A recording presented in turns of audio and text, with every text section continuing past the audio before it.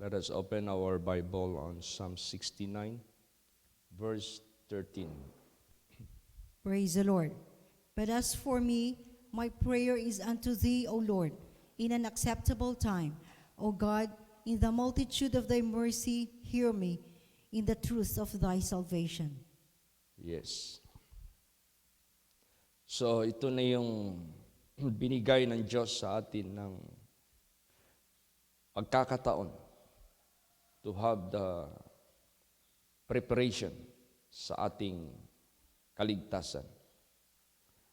At kung tayo man ay sakaling magdalangin sa Kanya for that purpose, see to it, gagawin natin yan in an acceptable time. Kasi maraming mga tao minsan, hilig sila ng rush hour.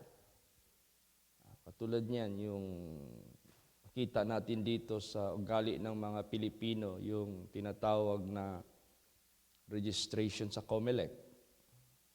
Karamihan magpunta yung last day. Yung iba hindi na ma-accommodate, hindi na sila makarehistro. So sa buhay natin, if we are praying for our salvation, see to it, do it in acceptable time. Yung meron ka pang panahon, meron ka pang time to prepare. Kaya nga sinasabi dyan, as for me, my prayer is unto thee, O Lord, in an acceptable time. O God, in the multitude of thy mercy, hear me in the truth of thy salvation. Kaya, paano natin magawa yung acceptable time na yan? Ibig sabihin yan, habang merong time, do not waste it. Habang meron pang chance, grab it. Habang meron pang time, redeem it. Redeem means gamitin mo na sa nararapat mong preparasyon sa pagdalangin, sa pag-watch and pray, sa pag-observe sa kanyang mga statutes, sa kanyang mga commandments, sa pag-abound sa gawain ng ating Panginoon Diyos habang may time pa. Use that in an acceptable time. Basahin natin ang Ephesians 5:15 hanggang 17. Praise the Lord. See then that you walk circumspectly, not as fools, but as wise, redeeming the time, because the days are evil. Wherefore, be ye not unwise, but understanding what the will of the Lord is. Yan. Hindi naman tayo magdalangin ng magdalangin, hindi naman natin alam ano ang idadalangin natin. We should know what prayer we should do. Ano ang dapat nating gawing petisyon sa Panginoon through prayer.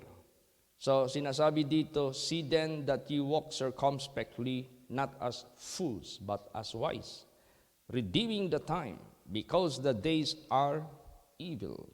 Ibig sabihin yan, redeeming the time because the days are evil. Maraming mga tao who do not redeem the time, they wasted the time, and nandatnan na sila ng cut-off.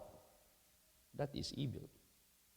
Yan ang mga araw na nasayang sa buhay ng mga tao, hindi nila ginamit yung acceptable time, nadatnan sila ng cut-off.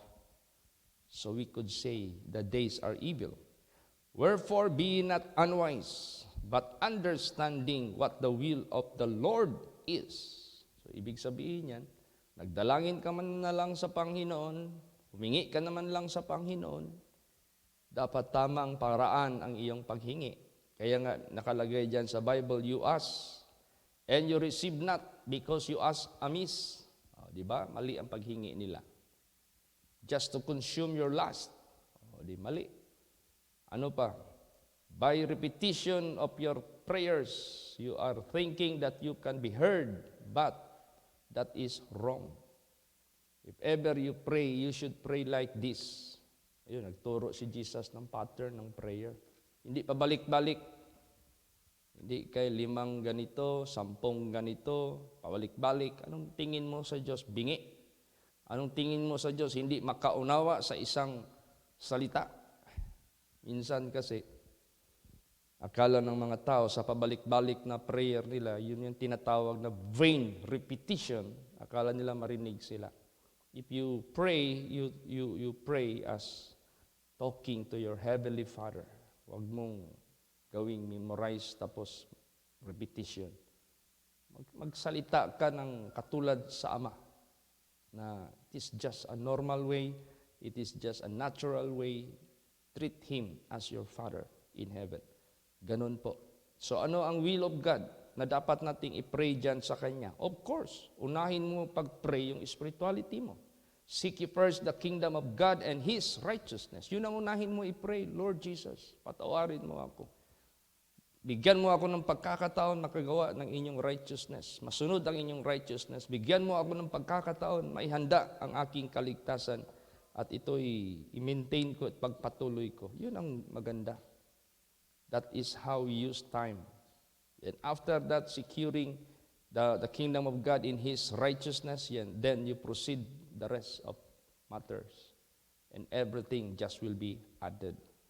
Basahin natin yung prayer dito na magandang prayer dahil ito'y kapakanan ng kanyang kaluluwa. Basahin natin Psalm 69:14 and 15. Praise the Lord. Deliver me out of the mire, and let me not sink.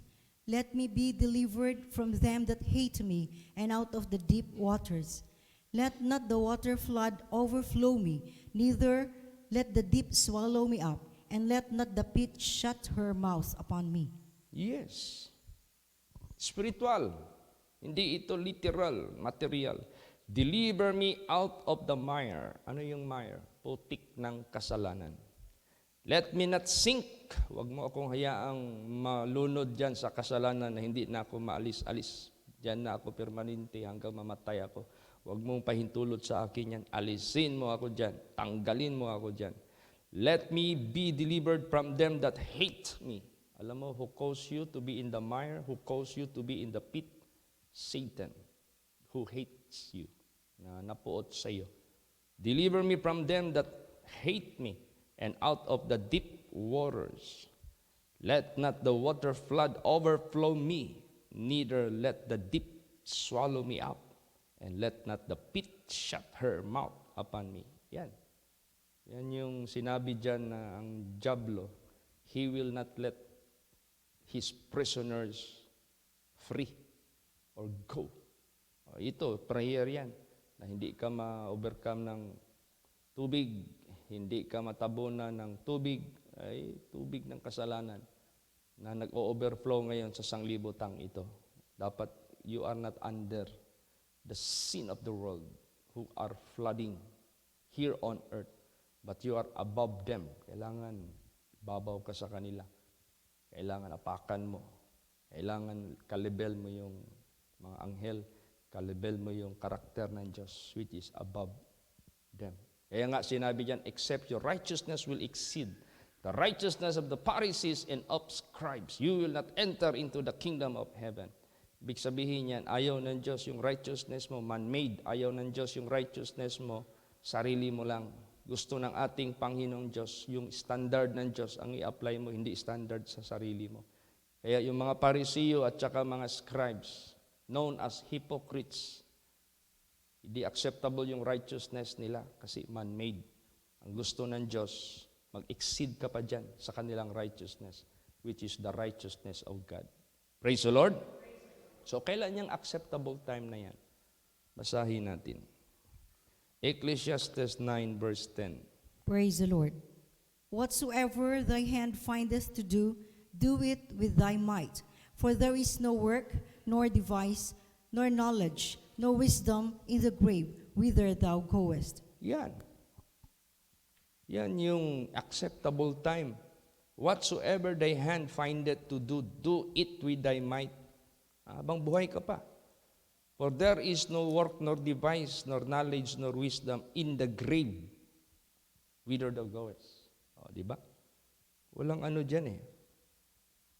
Walang gawa sa libingan.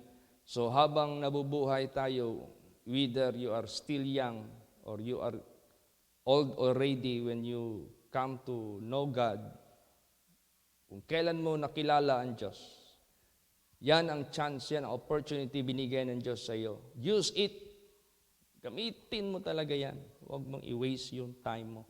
Kasi pag cut off na, nasa grave ka na, wala nang activity. You can no longer seek God. You can no longer make how to please God, how to serve God. Kaya, ang acceptable time, yung hindi ka pa nalibing doon sa libingan. Ang acceptable time habang today, you can hear the voice of God. Do not harden your heart. Ang acceptable time is now, ngayon. Kaya, therefore, it is high time for everyone to awake out of his sleep. Kung natutulog ka pa ngayon, kahit binigyan ka na ng Diyos ng pagkakataon gagawa, at tulog-tulugan mo lang na pag matulog ka, matuluyan ka nang hindi magising sa physical, wala na. Basahin natin yan, anong nararapat. Romans 13:11 hanggang 14. Praise the Lord. And that, knowing the time, that now it is high time to awake out of sleep. For now is our salvation nearer than when we believed. The night is far spent, the day is at hand. Let us therefore cast off the works of darkness, and let us put on the armor of light. Let us walk honestly as in the day, not in rioting and drunkenness, not in chambering and wantonness, not in strife and envying. But put ye on the Lord Jesus Christ, and make not provision for the flesh to fulfill the lust thereof. Yan, that is the acceptable time, habang buhay ka pa. And that knowing the time, that now is the high time to awake. Now is the high time to awake out of sleep. Di mo ba binibigyan ng pagkakataon na yung kaluluwa mo na hanapin ang Diyos at hingiin yung tunay na kaligtasan? Hindi mo pa, marami kang inaatupag sa buhay mo. Katulad kayong babae na natestimonihan ng isang pastor na i-receive niya si Kristo at mag-serve siya kay Kristo. Sabi niya, hindi ko pa kailangan yun si Kristo. Marami pa akong plano sa buhay. Punta pa ako sa Amerika. Marami pa akong doon, asikasuhin. Wala akong time dyan. I have no time for Christ. Sorry po. Yun, one day, tumawid siya doon sa Rojas Boulevard. Siguro, interview na niya sa US Embassy. Siguro sa kaiisip-isip niya na makarating na siya sa Amerika. Malayo na yung isip niya, wala na doon sa tinatawiran niya. Hindi siya lumingon sa kaliwat kanan. Meron doong malakas na sasakyan. Wala ding paki. Nasagasaan siya. Namatay siya. She failed to seek God while she is still alive. She failed to receive Christ while she is still alive. She failed to glorify God. She failed to seek the salvation of God first. Wala. Pagkamatay niya, wala na. No more time, so it's no longer acceptable. No more time, it's no longer, wala nang time eh.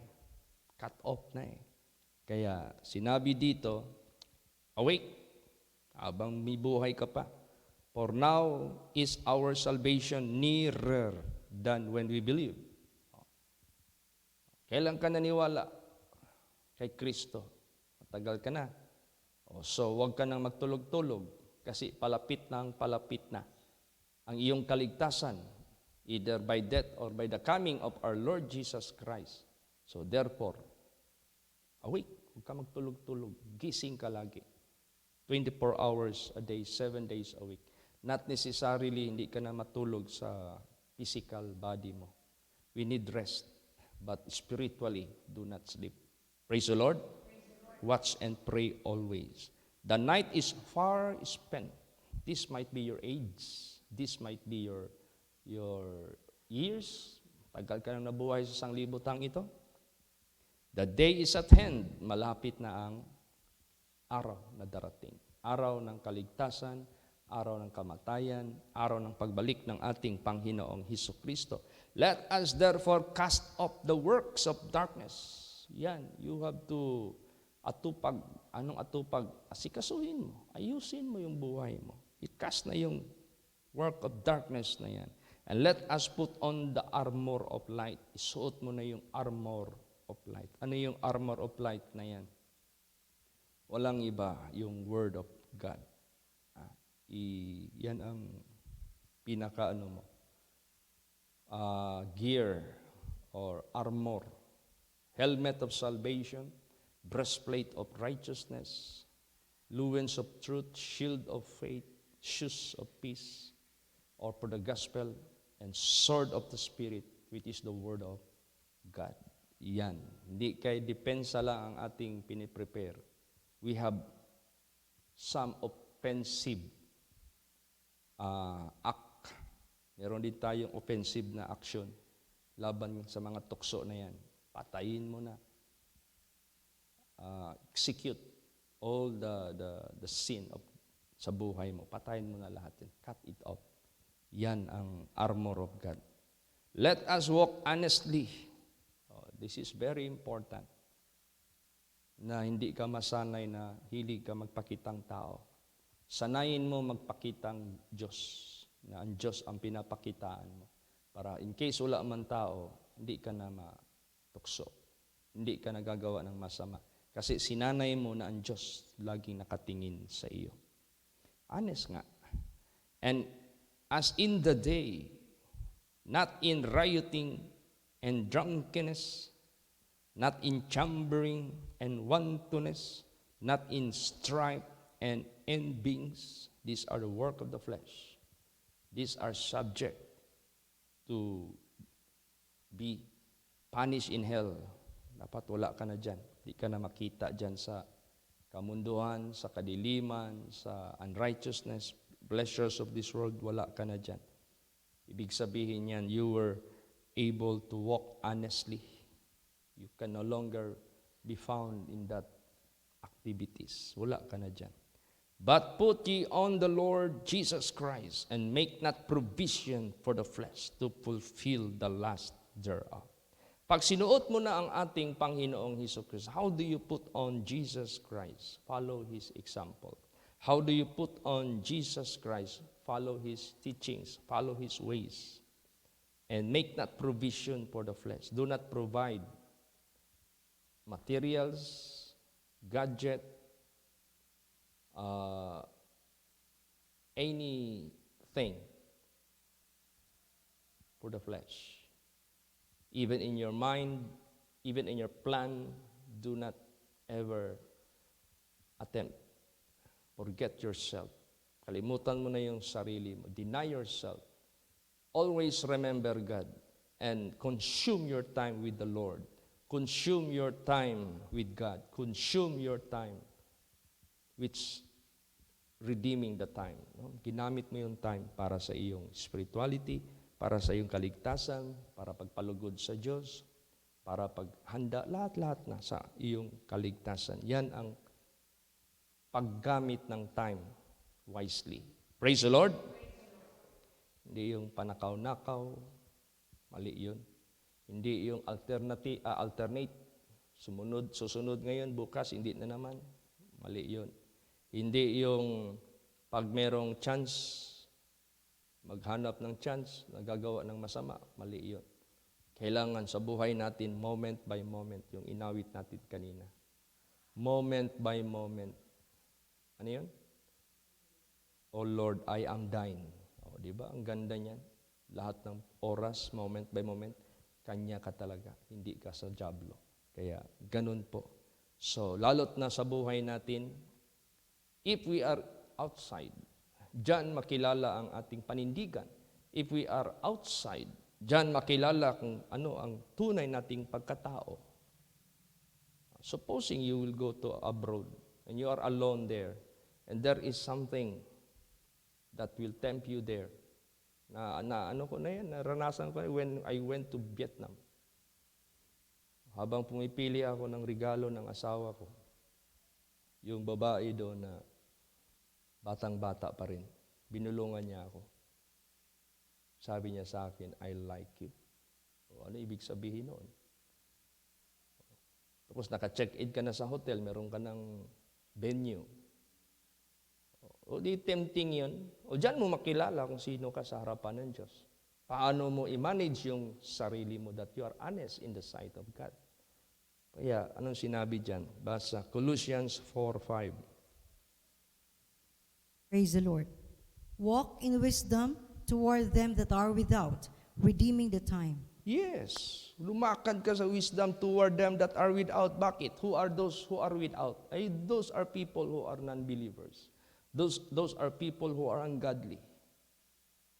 You might be mistaken that you are one of those. So it is just a normal for them to tempt you kasi nasanay na sila gumagawa sa ibang mga lalaki na mga non-believers. Makakapera sila. Hindi man nila kilala ikaw. So, diyan mo na ipakita sa ating Panginoong Diyos, how do you live honestly before God? Kaya pag nasanay ka sa Diyos mo, pinapakita yung iyong paglilingkod. You can walk in wisdom toward them that are without, redeeming the time. Not, hindi yung, ano na ito, chance na ito, bihira lang sa buhay ito mangyari, i-grab ko na ito. Yung pala, masusunog ka na. Mali. Ang i-redeem natin na time, gamitin natin ang time wisely. You should know what the will of God is. You should know what is acceptable in the eyes of God. Prove it. What is good and acceptable in the eyes of God. Yan ang time na gagamitin natin. Praise the Lord. Why we should do this? Because we are not forever here. Why we should do this? Because our days are being numbered. Why we should do this? There is cut off. Merong cut off. If you fail using the time wisely, and the time is taken away from you, and you have no more time to do it, to fix it, wala na. Sabihin mo na lang sarili mo, puro ka na lang sana. Sana nung buhay pa ako, sana nung malakas pa ako, sana nung pinapayuhan ako, sana, puro na lang, sana. Wala na, hindi na magagawa eh. So, anong sinabi dyan? Psalms 90 verse 12. Praise the Lord. So teach us to number our days, that we may apply our hearts unto wisdom. Yan, i-apply natin yung heart natin sa wisdom. And what is wisdom? The fear of the Lord, that is wisdom. I-apply mo yan. Kasi, even how many years you could live here on earth, still your days can be numbered. Mabibilang pa rin yan. Hindi yan innumerable. Hindi yan sa kabilang buhay, sa life everlasting, which is cannot be counted. Hindi yan katulad sa mga kabutihan ng Diyos. If you are going to count it, you cannot number it. But that is your life span here on earth can be numbered. Kaya teach us to number our days that we may apply our hearts unto wisdom. Kahit pa sabihin mo, binigyan ka ng long life, how do we consider long life here on earth? If someone who died and we ask the family, how young or how old is this? They might be saying, oh, she or he is already 92 years old. Is that long life already? Of course, yes. Dito sa sanglibutang ito. Pag sabihin nila, oh, she passed away or he passed away at the age of 75, is that long life? Considered pa rin yan. Kung kahit bigyan ka ng long life without salvation, mamamatay ka pa rin. Basahin natin yung last verse. Psalms 91:16. Praise the Lord. With long life will I satisfy him and show him my salvation. Yan. Praise the Lord. Do not use time without salvation. Use time having salvation para secured ka. Kahit bigyan ka man ng mahabang buhay sa sanglibutang ito, at least salvation is always in you. Bigyan ka nga ng buhay, mahabang buhay sa sanglibutang ito, wala ka namang kaligtasan. You can no longer remember those days you have been in the world na namuhay ka sa pleasures. Hindi mo na maalaala yan. Kaya nga sinabi diyan,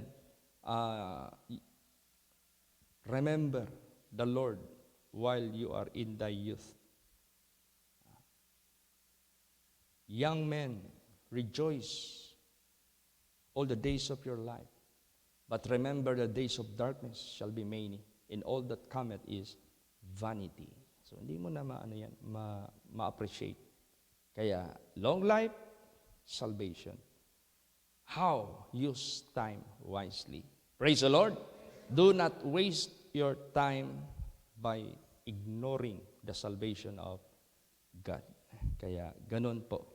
As for me, my prayer is unto thee, O Lord, in an acceptable time, O God. In the multitude of thy mercy, hear me. In the truth of thy salvation. Yan po ang pinaka prayer na dapat nating gawin in an acceptable time. Kaya to God be the glory. Pasalamat tayo sa ating Panginoong Diyos. Lahat ng mga steps natin, mga hakbang natin sa sanglibutang ito, see to it that will preserve our salvation. See to it we live honestly. See to it we use time wisely in doing the will of God. Yan ang gagawin natin. Kaya ang sanglibutang ito, ayon sa mensahe yesterday, hapon, the message was about the so-called reign of the Antichrist. The system of the Antichrist. Nandito na sa sanglibutang ito. And yet, hindi pa yan. Hindi pa hinog, kung baga pa. Hindi pa kinuha ng Diyos yung kanyang mga people. Kasi pag kukunin na niya yan, sigurado, great tribulation will occur.